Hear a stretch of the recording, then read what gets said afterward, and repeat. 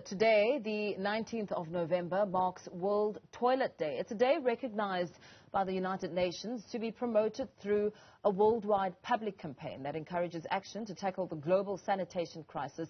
To date, there are more than 2 billion people still living without safe toilets around the world, indicating a global water and sanitation crisis. Now, this year, World Toilet Day is observed under the theme Accelerating Change. For more on this, we're joined now by Water Research Commission Executive Manager for Wastewater Management, Bhagwan. Very good morning to you. Thank you so much for your time. As we celebrate World Toilet Day, of course, many questions come to the forefront around the type of changes which are much needed and sought.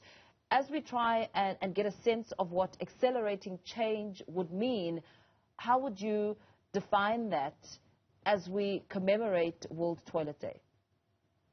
Good morning, Paul, and thank you for having me as well as your viewers.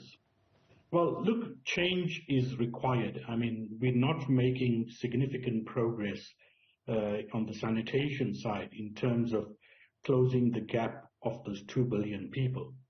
And one of the big problems is that we have a very binary paradigm around how we provide sanitation.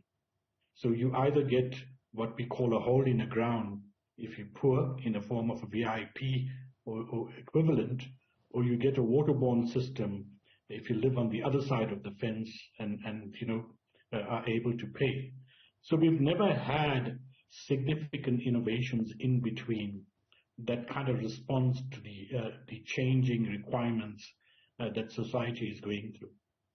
So accelerating change is about how do we shift that paradigm to bring more inclusivity in sanitation. And one of the game changers is around driving and bringing more innovative sanitation solutions.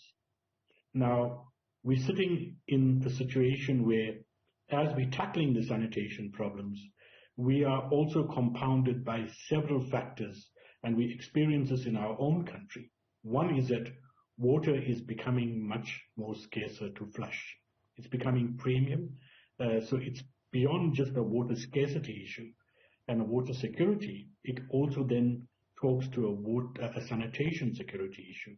Okay, and I think many of us in this year have experienced the sanitation security issue when we had a lot of water shutdowns, etc.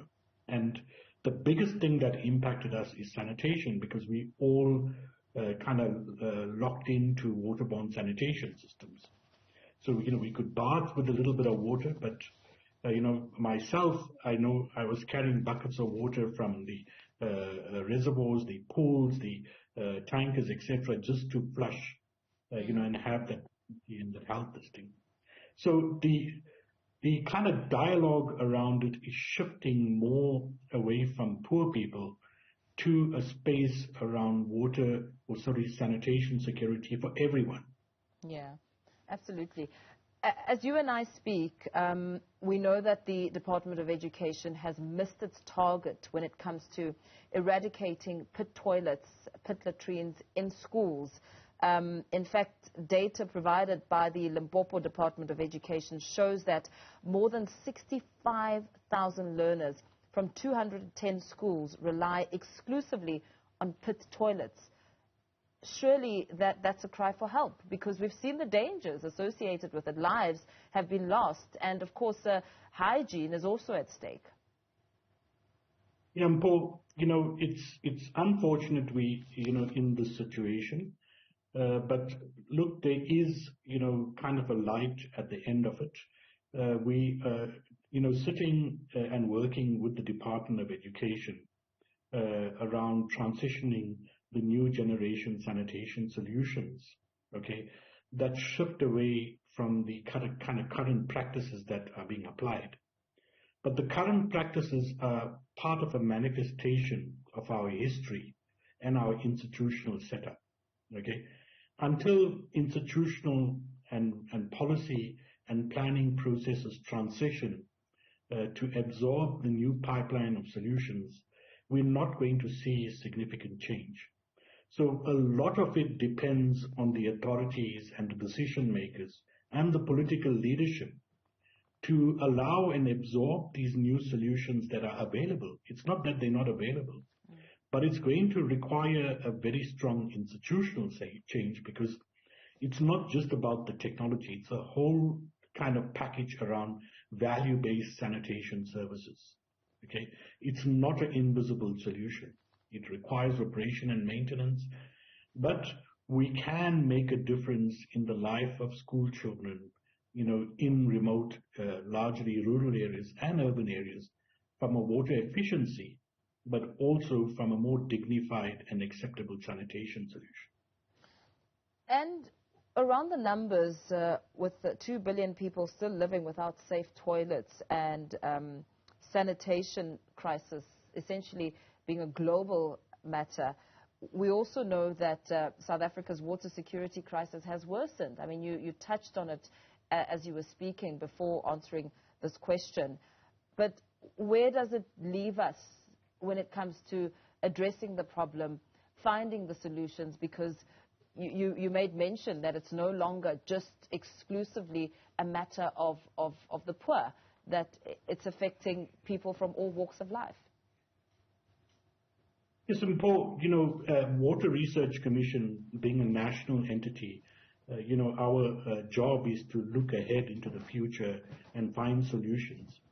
So we took a strategic decision 10 years ago to invest in research and innovation around non-sewage sanitation.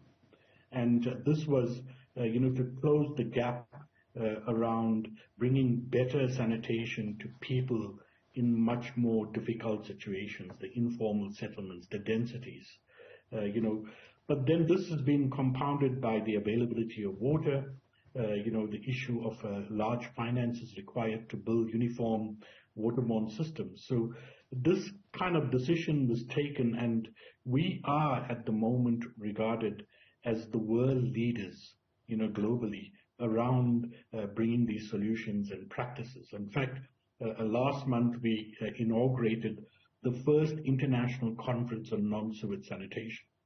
Now, I recently wrote an article that, we need to start having some extreme measures politically to harness the opportunity and transition it, because we can't keep building the same problems and come back and blame the government for building the same problems.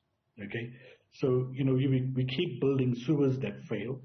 We keep building wastewater systems that fail. So it's time we took a step back and said, look, these are all kind of issues that are institutionally locked in regulations, in planning. We recently done a study looking at one of the big metros and their housing kind of programs. Yes. And the last thing they talk about in a housing program in the planning is where is the water coming from. They have this grand plans of sewing everyone, in this kind of metros, that there is no water security in the future. Yeah. So I'd like for us to have this discussion, perhaps even on another day, a greater discussion that we could have to unpack the issues around water. But let me thank you for your time. Water Research Commission Executive Manager for Wastewater Management, Jay Bhagwan. Jay is also Chair of the International Non-Sanitation Body of the International Water